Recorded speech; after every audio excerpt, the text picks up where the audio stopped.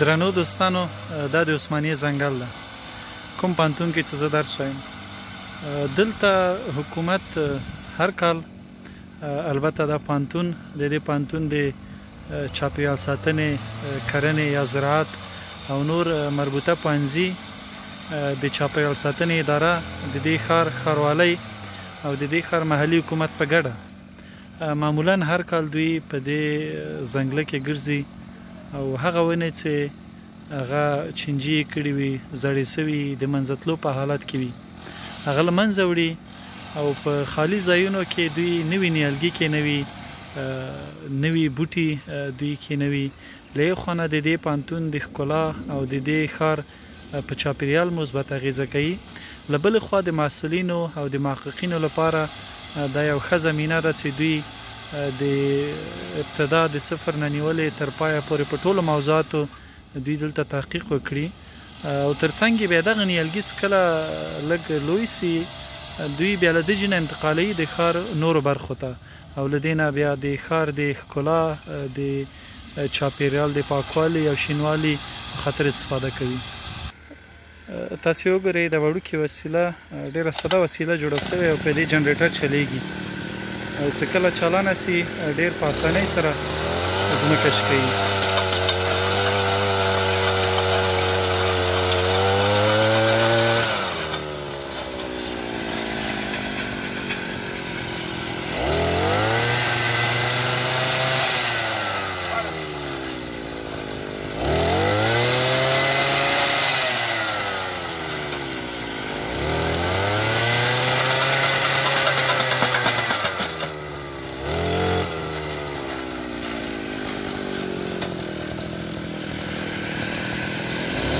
دوی هره سیمه له مخکې په نښه کړې ده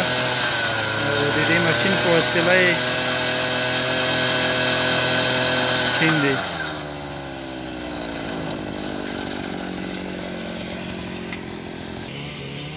هغه یو ماشینري فقط داسې ورته په نښه کوي واړه واړه ځایونه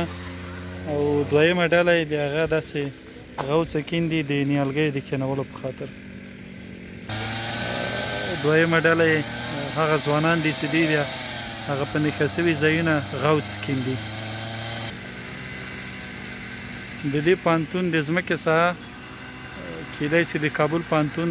د ساحې څخه تر 10 برابره هم زیات وي، خو په دې ټوله ځمکه کې هر وخت کار روان وي. هم د دوی درسي هغه سیستم یوازې په تیوري نه ده ولاړ او دوی تحقیقي او عملي بڼه د محصلینو لپاره ورکوي، هم د ښار د ښکلا او د چاپیریال د پاکوالي په خاطر دوی کار کوي.